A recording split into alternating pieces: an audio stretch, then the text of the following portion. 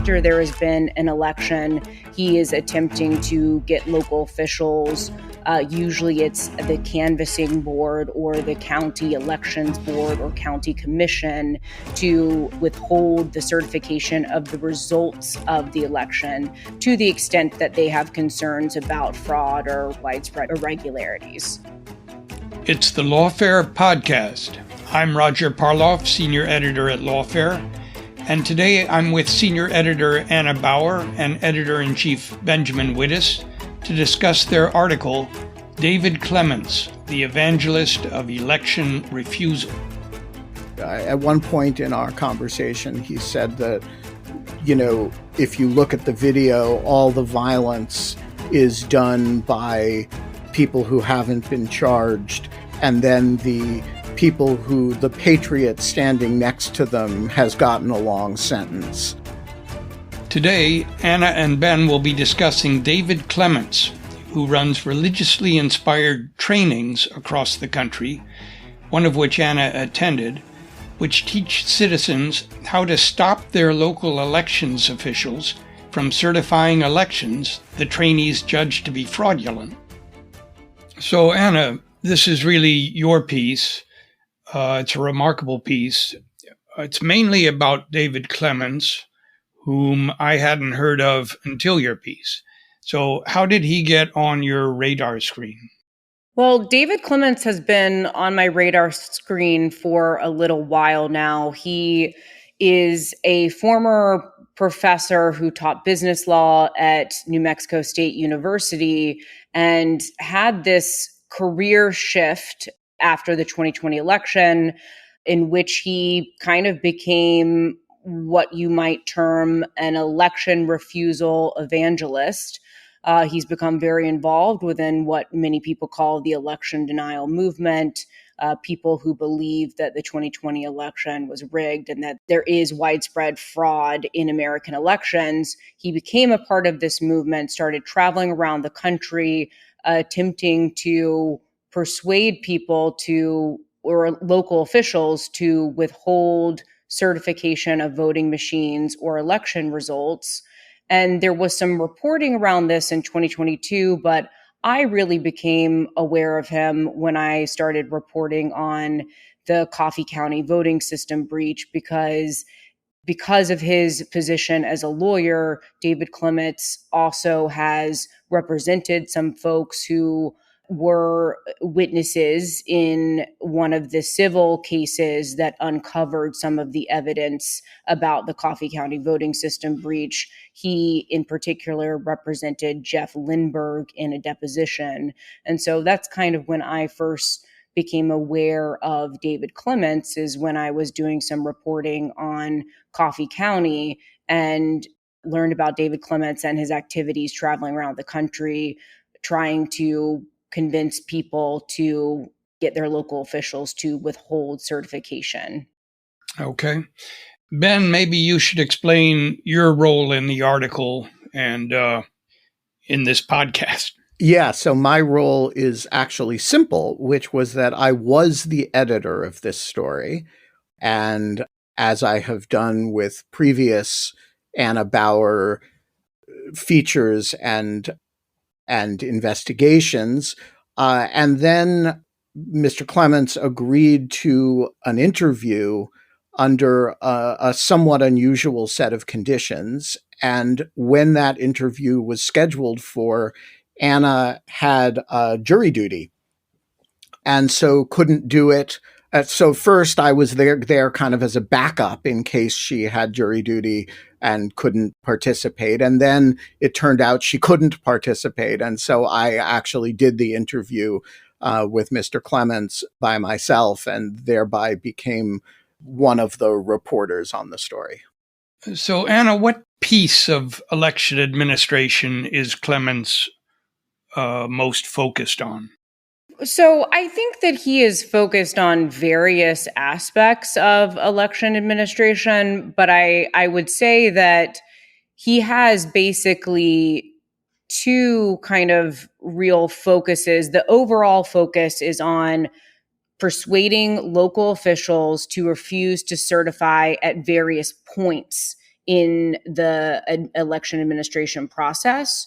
So at one point, he wants clerks or the canvassing boards or the whichever authority it is that is responsible for certifying the use of voting machines in that jurisdiction. He wants those individuals to refuse to certify the actual use of voting machines.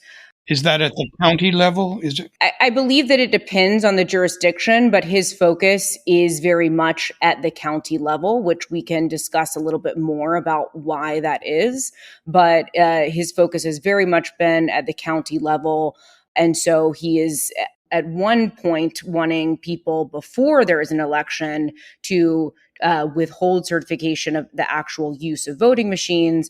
And then after there has been an election, he is attempting to get local officials, usually it's the canvassing board or the county elections board or county commission, to withhold the certification of the results of the election to the extent that they have concerns about fraud or widespread irregularities.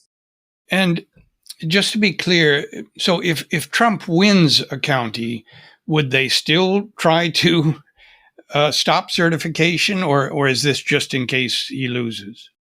Yes, and I hope that Ben will chime in here, because I believe that at one point Clements mentioned this in his interview. But yes, he's not discriminatory in terms of whether or not the county is one that is historically blue or historically red.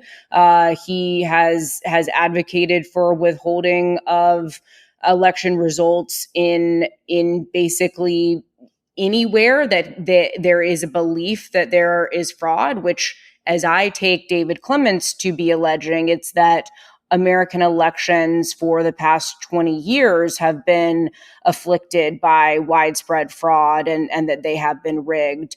And so he is very much equal opportunity for withholding of election results, no matter the county. So, Ben, do you agree with that?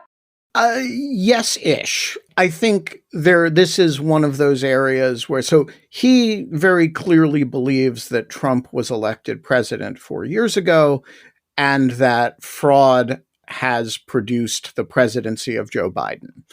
And he also very clearly believes that, Trump would win without fraud this time around too. But he's also, committedly a believer in the idea that the machines themselves are corrupt.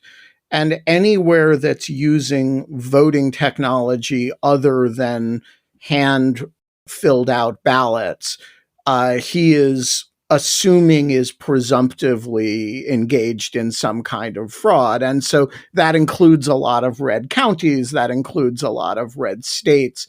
And so, I think he's got a bit of both going on. He's got Anna's definitely right that some of his, target counties, including the one where she attended the training a month ago, some of his target counties are very red, and Trump's going to get, 75% of the vote in those. But part of what animates him is the belief that but for this fraud and the machines, to which he talks about, in the language of slavery, that, kind of we are not actually a free people because the machines are stealing our votes. And some of that is the belief that, but for the machines, we would have elected Donald Trump.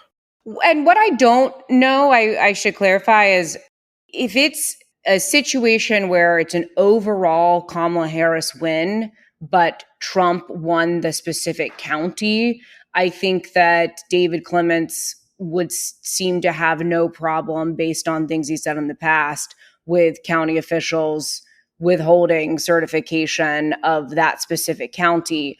What I don't know, though, and that if I ever have a chance to speak with them, would like to ask David Clements, is what happens if it's an overall Donald Trump win? do you still advocate for the withholding of certification because you are trying to solve the problem of what he sees as voting machines? He does have this kind of idea that he's explained before, that you can kind of outvote the fraud if you vote on election day, because he has this theory, and I is that if you vote on election day in person, you'll be able to outrun or outsmart the algorithm that would need to be used to, rig the election. So he does have this kind of convoluted, in my view, theory about how it is that Donald Trump may still be able to win, a kind of too big to rig situation. But I just don't know what he would end up saying if it is a Donald Trump win, because he still thinks, as far as I can tell, that the voting machines would continue to be a problem in future elections. So how widespread is his following? How widespread is this phenomenon? How much should we be worried about this? It's really hard to tell, Roger. So there are a few metrics that you could look at. One is his following on social media, and in his media appearances that he makes on relatively popular conservative podcasts, like the Conservative Daily podcast with Joe Altman, who himself is a well-known right-wing podcaster and media figure. David Clements has, I think, by my estimation, I believe it's over 65,000 followers on Telegram. He has over 25,000 on Twitter.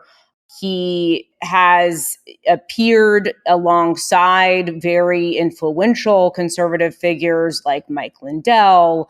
He's made appearances on Tucker Carlson in the past. He's interviewed Sidney Powell for his Rumble channel.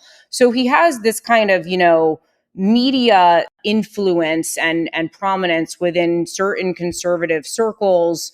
But in terms of people, whether they're actually turning out for his events, based on our very extensive review of the photos and videos of these events, the answer is yes, people are turning out. It's not every event has thousands of people, but the cumulative number is, I feel confident saying that it's in the thousands in terms of the number of people who are coming out to his events as a whole. In the past few months, since January, based on our review of public social media posts and various events, advertisements, it looks like he's visited over 40 counties in various states, including swing states, to do these Gideon 300 trainings. And when you look at the photos of each of those events, it appears to be the case that there's at least, between 50 to up to 200 or 300 people who are going to these events. So I feel confident saying that the people who've actually gone to these trainings that this piece is about is in the thousands.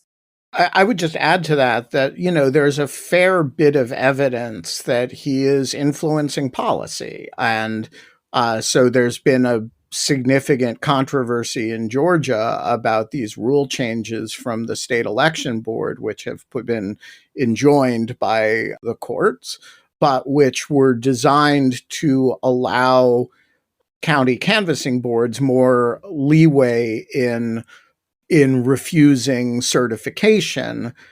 This is his policy objective, right? And there's some reason to think that, these trainings, this way of thinking about it is, trickling up into the policy process. There's pretty substantial reason to believe he is an important influencer in this ecosystem. And speaking of trickling up, I gather he's met Trump. Is that right? Yes, he met Trump. He was one of the few, as he described it, law professors who was, convinced that the election was genuinely stolen. And Trump invited him for dinner at Bedminster.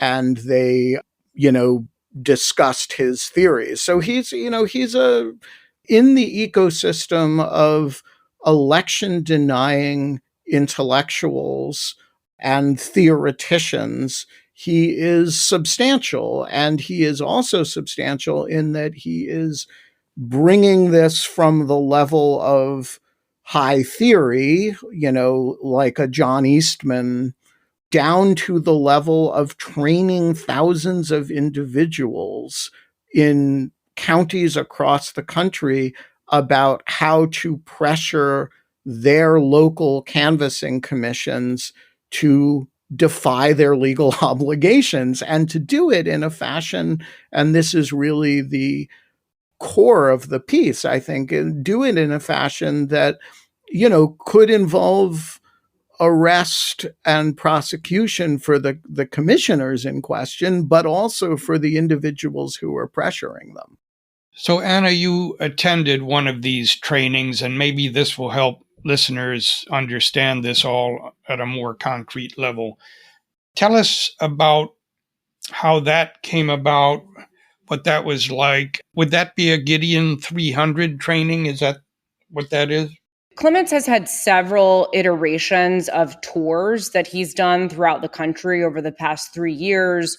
One of them was called the Greater Magistrates Tour. Another was called, I believe, something to the effect of Stand in the Gap Tour. And this is his Gideon 300 tour, which he has been on for the past 6 or so months, since he premiered a film that he helped produce with Mike Lindell called Let My People Go, that features this strategy he calls Gideon 300, which is a reference to the biblical story of 300 men who took on an army of 135,001. And so what he does during these trainings, as he goes from county to county around the country, is he shows the film, which is a film that makes many allegations that will be familiar to people who were paying attention in 2020 and in the time since. A number of claims of alleged widespread fraud or like irregularities in American elections. He then conducts a training exercise that kind of goes through what exactly the Gideon 300 strategy or tactic is.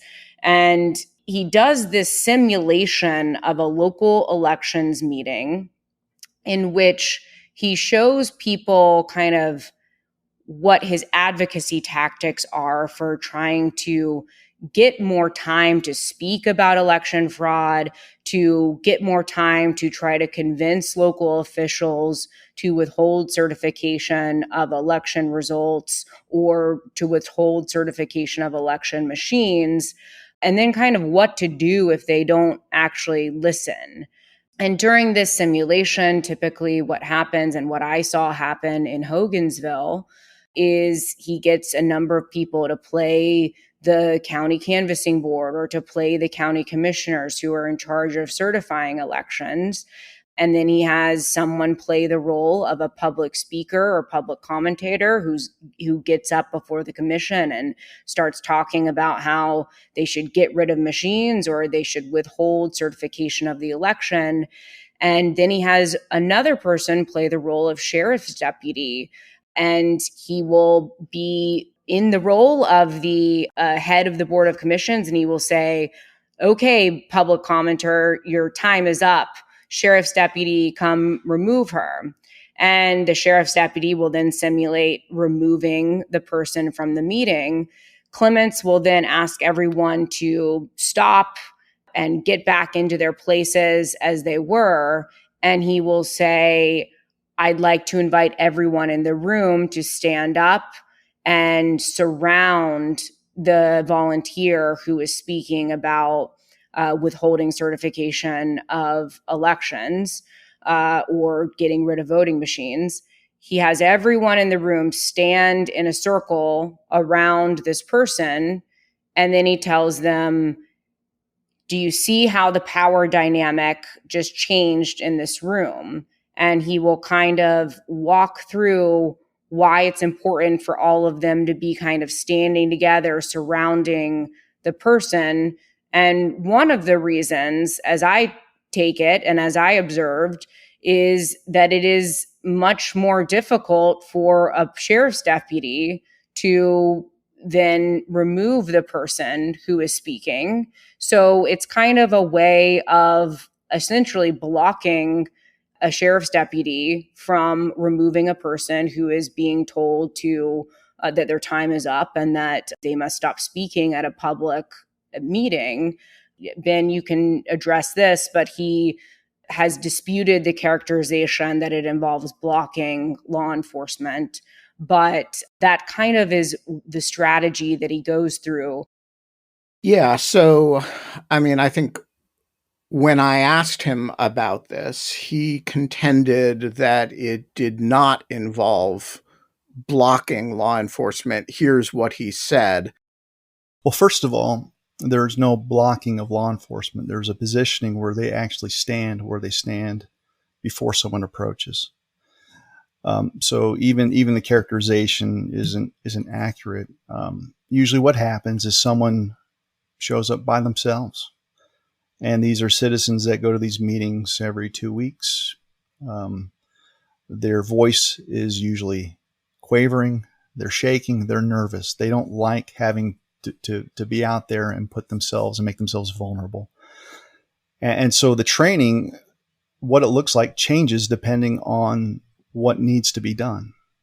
And so one of the things that we just ask people is, if you're afraid to stand up by yourself, have you ever considered having your citizen activist group stand together?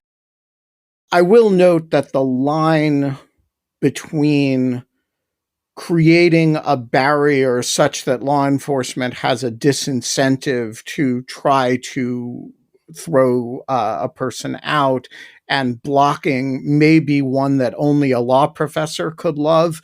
And as we describe in the piece, it is certainly a distinction lost on at least some of the people who were present at the training that Anna attended, who spoke about it, as she describes, as blocking, right? And so I think, this gets to a really important feature of David Clements, which is he is, among other things, a smart lawyer. And he's thought pretty carefully, I think, about what you can get away with, where the legal risks are. And he says at one point that if there are enough of you, the chances that they're even going to try is near zero. And so, look, he has a very complicated relationship with legality, but it's fair to say that he's a lawyer who's telling a bunch of non-lawyers that this is legal when, they could face arrest for doing it, as he acknowledges at other points. So there's sort of a continuum here. There's peaceful protest. There's civil disobedience, sort of like the Woolworth lunch counters in the civil rights era. And then there's violence. Are we in a fuzzy area, or where are we? Well, look, Clements insists that, and he told the audience in Hogansville that this is a peaceful, nonviolent, totally consistent with the First Amendment strategy. But he's not always consistent exactly with what it is that he is calling for and what he thinks all of this could result in, because I certainly think that he understands, based on the interview, that there are ways that this tactic could be construed by law enforcement as potentially unlawful. He has also at times said that people who partake in this strategy have to be willing to get arrested, have to be willing to even die. He draws this distinction between what he calls use of force and violence. And Ben, maybe you should address that, because you guys spoke about it a little bit in the interview. Yeah, so I'll speak about it, but I mainly want to let him speak for himself on this, because I think he has a quite, as I say, complicated relationship with legality. So sometimes he simply asserts that everything he's doing is consistent with First Amendment peaceful protest. And so the Gideon 300 strategy is basically a citizen attempt to have accountability, to make sure that people are confronted over maladministration, if they're confronted over things that are being found. And so I see it as consistent with the First Amendment, where we're all lawfully able to assemble and declare our grievances. But sometimes he, as Anna says, he acknowledges, that there are, clearly elements of civil disobedience here as well, and that you have to be prepared to get arrested. And, he basically told me at one point that, we're really in the same position as abolitionists in the slavery era, or in the position of, colonists rebelling against the British Crown. But when I use the actual words from the Declaration, written by people that we have put all over the halls of Congress and every memorial out there, then it's a call for violence. What you found during the time of the founders, and the reason why I bring this up, is that you had laws that were being passed by British Parliament. And at some point, it was so terrible from a natural law perspective of human rights that the colonial Americans had to make a decision on whether they were just going to have someone use a general warrant without particularity. They had to make a stand, or, having soldiers quartered in their homes, they had to make a stand. So the Bill of Rights, which every lawyer celebrates, was brought about through a conflict where someone's natural rights were violated and denied. And so where I push back, Ben, is that people often will look at something as lawful and equate it to something that's moral. And then, that colonist analogy is, of course, not a peaceful one. And he does, in that context, countenance something that he calls, that he doesn't really run away from the idea that might not be entirely peaceful. And when I pushed him on this, he basically told me that I would have been a supporter of the British Crown, but that he was a rebel. You would strike me as someone that might have been more sympathetic to the Crown. It's like, look, I'm a British subject. The law's the law. The king said you can't do what you're doing. And when push comes to shove, I'm going to be on the side of the king. Right? And but fast forward to 2024, we've got this constitutional republic that has basically diluted all of the guarantees that I came to believe about our country. And now it's not about throwing off the shackles of a king. It's by revisiting the very documents that were drafted by Madison and Jefferson. And he foresaw a day where incrementally the devil, what have you, was going to figure out every single place where rights were safeguarded and start eroding that. And then there's this other element of his approach, which is that, he does revert at some times to the idea that there's a higher law. And so, none of that makes him different from, Martin Luther King in the letter from the Birmingham jail, right? Except that he's not doing it for civil rights. He's doing it based on, in order to coerce local officials into what is, in fact, not lawful on their parts, which is refusing to certify when they have a mandatory duty to do so. He also uses other arguments sometimes. Sometimes he just says he's just trying to posture cases for First Amendment challenge. It wasn't until, I think, 6 months ago, or maybe 8 months ago that the 10th Circuit Court of Appeals in Colorado upheld the notion that you could have a religious exemption to not put on the mask or get the jab. The people that were right about that had to challenge and put a level of conflict between themselves and the government in order to have standing, to have that litigated, only to be affirmed years later. And so it's one of those things where I know that people are uncomfortable with conflict. I'm averse to conflict myself. But in order to actually challenge these things in a court of law, you have to test the limits of where does the First Amendment start and stop in order to communicate, I think, these concepts that have to be communicated. So he has a lot of different arguments, but eventually he does not run away from the idea that, you have to push lines in order to get heard. In one of the trainings that Anna quotes, he says, if you leave this to the satanic attorneys, you're going to lose every time. And I do think at some level he acknowledges that, this is a civil disobedience that might involve what he calls a use of force. Yeah, and it was interesting to me, Ben, that he even distanced himself from the term civil disobedience because he, at an event in Georgia last year, which we quote in the piece, here is exactly what he said.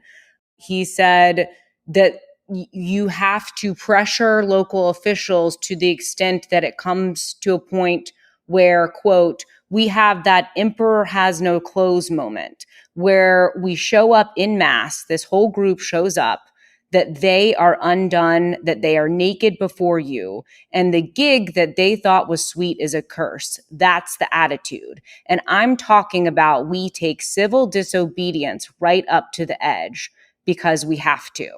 And then at other points in that same event, he said, he again made the slavery comparison and said that he didn't think that anyone would mind much if during the era when slavery was legal, someone removed the whip from the slave owner and, quote, kicked some ass. He also at that same event compared what he was calling for to when anti-abortion activists barred the doors of abortion clinics. Again, something that would presumably be unlawful. So there's a lot here where there's a lot of inconsistencies with a lot of the analogies that he draws. There's a lot of inconsistencies with the terms that he uses. And I'm not entirely sure that he can himself reconcile all of it. Right. I think at different times he uses different analogies. And look, to be fair to him, when I sort of called him on this, he acknowledged that there was a hard circle to square here. But here is, for example, what he said when Anna said he resists the term civil disobedience. When I called it civil disobedience, here's what he said. I wouldn't even call it civil disobedience. I mean, that's I think the rub is that when I show you a list of 17 legal violations from those that are administering the elections, they're in a state of lawlessness. And what happens is when we bring up the lawlessness during these public meetings, we get crucified on this arbitrary altar of civility that we don't like the way that you're talking to us. We don't like the fact that you pack the room. Now, notice, packing the room is not illegal. Speaking candidly is not illegal. And yet the narrative gets put out there that somehow we're, purveyors of chaos, and we're anything but that. And I take it that among the groups that he admires, in addition to the abolitionists, the American revolutionaries, the January 6th rioters, including the most violent among them, are included. Is that fair? Yes. So, Roger, I think that a very good illustration of this is a part of the training that he does. He shows the film Let My People Go, which is part allegations of election fraud, part David Clements narrating his own story from former professor of law to traveling election fraud evangelist, but then also part about his advocacy work, or what he calls advocacy work, on behalf of people who have been accused or convicted of crimes related to the January 6th attack on the Capitol. And at the very end of the film, instead of having your traditional credits that show who worked on what, who directed the film, who wrote it, all of that, it's just a list of the people that he considers to have been wrongly accused or incarcerated or affected by January 6th. It is a list that includes people like Stuart Rhodes, the far-right leader of the Oath Keepers. It includes some of the people who were the most culpable and violent as it relates to the January 6th attack on the Capitol. And what David Clements does at the end of this film is ask people in the room to stand up and give a standing ovation and clap for these individuals. And, he has said that he believes that all of the Jan 6ers, as he calls them, should be pardoned and released.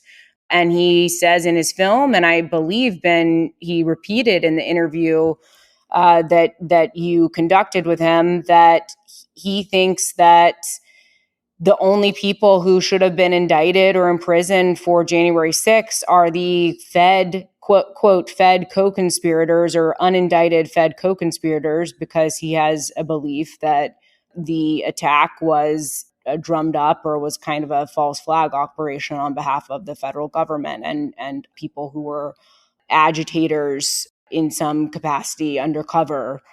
So, Ben, does that reflect what you take him to be saying? Yes, he feels passionately about the J6ers. He believes that the federal government, at one point in our conversation, he said that, if you look at the video, all the violence is done by people who haven't been charged. And then the people who the patriot standing next to them has gotten a long sentence. This is, by the way, as Roger, you are best positioned among the three of us to articulate, completely wrong. But he really believes that the J6ers are patriots who have been wrongly accused, and that this is a closely related issue to the ballot stuff. And so he told me very earnestly, and I have no reason to disbelieve him, that he spends all his time on advocating for the J6ers and on this ballot stuff. And the film credits are a really good example of where those two merge in his mind. Yeah, and can I just say, too, he was not alone in his empathy for the January 6th accused or convicted defendants.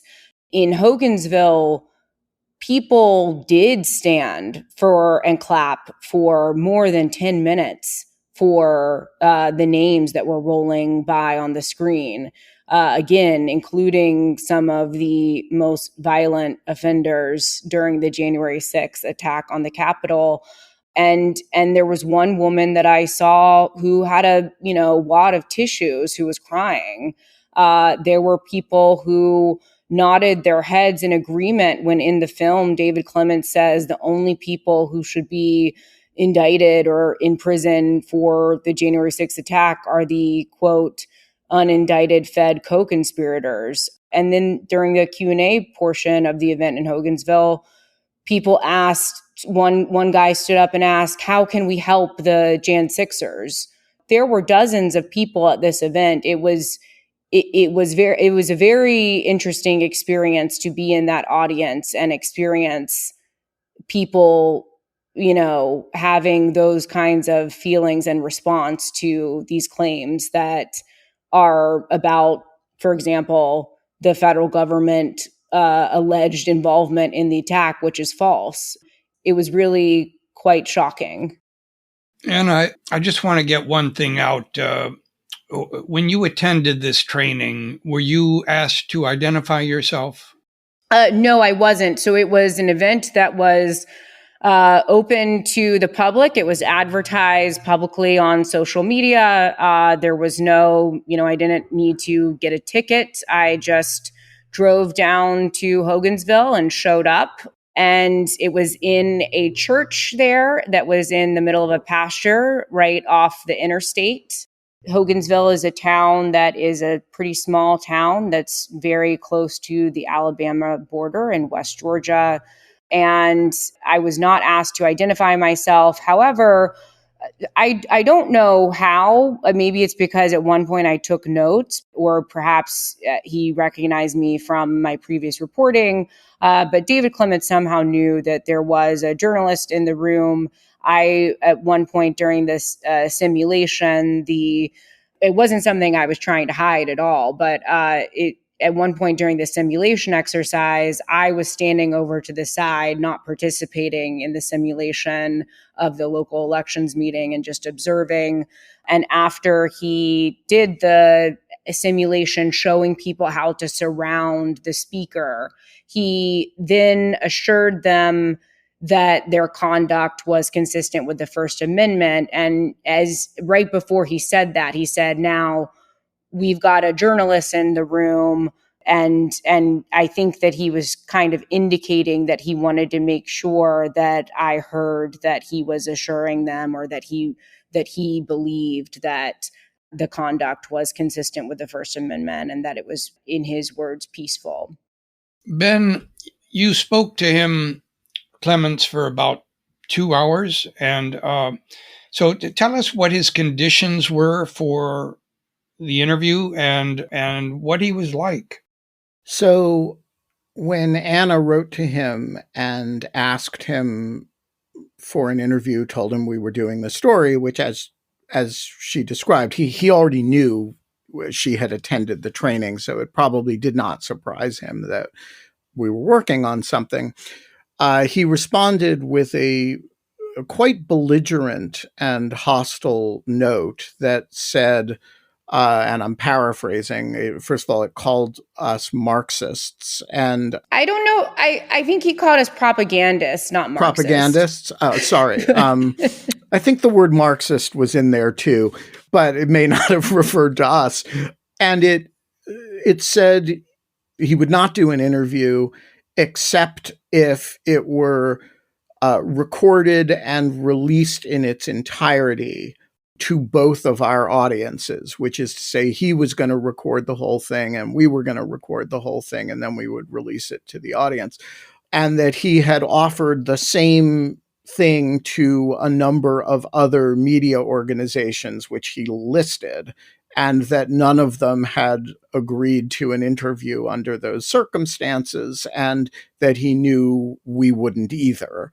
And so Anna wrote back to him that we were happy to do it under those conditions. And his tone immediately changed. He was quite gracious and helpful in arranging a time to do the interview, which then it turned out Anna couldn't do because of jury duty. And when I got on we initially had a technical problem. It was supposed to be a video interview, and because of the tech problem, I forgot to turn on the video, so I only recorded audio. But when he started it by saying how much he appreciated that I was willing to do the conversation under and have a full recorded, transparent conversation with him. And he was at all times gracious and thoughtful. And I was, particularly in contrast to the hostility of the initial email, for which he kind of apologized. He said he was, he didn't expect us to do it, and he was very pleased. And again, we did publish the entire conversation, so you can go to the story.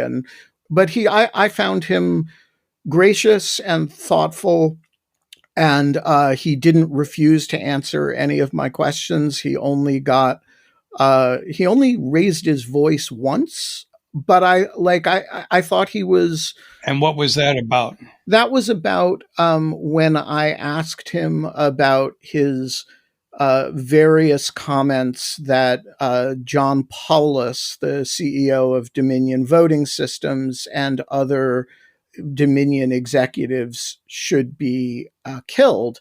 And he did not let me finish the sentence, which was going to be hanged or shot after being tried for treason. And he said, no, that's not true.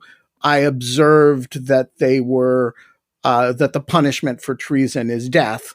And so he went on to reiterate the point, but he was concerned, and I actually understand why that I was suggesting that he was calling for mob violence against them, whereas in fact he's calling for them to be put before a military commission tribunal, tried for treason, and then executed. And while that to me is itself bizarre, it is not calling for somebody to go out and shoot or hang, on their own, sua sponte, right? So I like, he actually cut me off before I finished answering the question, but he was pretty emphatic about that. But otherwise, no, he was gracious and thoughtful. And whatever you think of his underlying belief system or his tactics or he was I would say a model of engagement with a journalist who has serious questions for him. And I cannot fault any aspect of his engagement with me on that score. And by the way, I really don't have a problem with somebody who is suspicious of the press saying, I want a videotaped, even though my video failed. And so I actually inadvertently failed to comply with that. I have no problem with the request. Let's have a transparent interview that we release to the press. Let me just ask, looking forward. So I take it if Trump wins, we're not sure, but he may let things stand. If Trump does not win, what do we expect? What he will try to gum up the works, and are you confident that this will fail? What is your prediction here? Well, look, I think that David Clements himself may not be trying to gum up the works, other than, he does have a history of having formed relationships with at least some local officials. An early example was that he was successful in Otero County in New Mexico when he was just starting out in, evangelizing about withholding certification. Clements became friendly with Coy Griffin, who was a commissioner in Otero County. He also was prosecuted and convicted of a misdemeanor crime for his participation on January 6th. But Clements formed a relationship with him and other commissioners in Otero County, convinced them to withhold certification. Ultimately, they were compelled to certify by a court. So while Clements does have a history of, forming these kinds of relationships, I think that the main part of his work, he might say, is done, in the sense that he has been doing it throughout doing these trainings by trying to persuade people to go to their election offices when there are these certification meetings, to try to persuade their election officials not to certify. And the question now is just how many of those people will take up this call, how many of them will ultimately engage in tactics that may be unlawful. Look, David Clements's main importance is not what he is going to do post-election. It's what he's trained other people to do. It's the relationships that he's formed with, the influence that he's had over people who are commissioners and are going to do what they're going to do. And it's also in this very large, indeterminate size group of people. His film Let My People Go has 55,000 views on YouTube and a great many likes. How many of those people are going to turn out and filibuster their local canvassing commissions meetings about certification, right? How many of them are going to refuse to leave when they are told their time is up? How many of them are going to do something else? None of that will have David Clements' fingerprints on it. And yet that is what he's been working on for these past several years. Yeah, and Roger, to your question about how concerned are we about the effects of refusals to certify, I wrote a piece about this. I think that the question isn't so much, can local refusals to certify lead to overturning the election as a legal avenue to overturn the election. But there is a lot of concern about the effects that this could have if local officials refuse to certify, in the sense that it can cause chaos. It could very well lead to violence. It can lead to disinformation and misinformation. So there's a lot of concerns here in terms of the effects, but not so much whether it will be a legal avenue to overturn the election. I feel fairly confident that courts will step in and compel certification where it's necessary. Okay, well, we're going to leave it there. Thank you, Anna. Thank you, Ben. The piece is called The Evangelist of Election Refusal. I hope you take a look. Thanks, Roger. The Lawfare podcast is produced in cooperation with the Brookings Institution. You can get ad-free versions of this and other Lawfare podcasts by becoming a Lawfare material supporter through our website, lawfaremedia.org/support. You'll also get access to special events and other content available only to our supporters. Please rate and review us wherever you get your podcasts. Look out for our other podcasts, including Rational Security, Chatter, Allies, and The Aftermath, our latest Lawfare Presents podcast series on the government's response to January 6th. Check out our written work at lawfaremedia.org. The podcast is edited by Jen Pacha. Our theme song is from Alibi Music. As always, thank you for listening.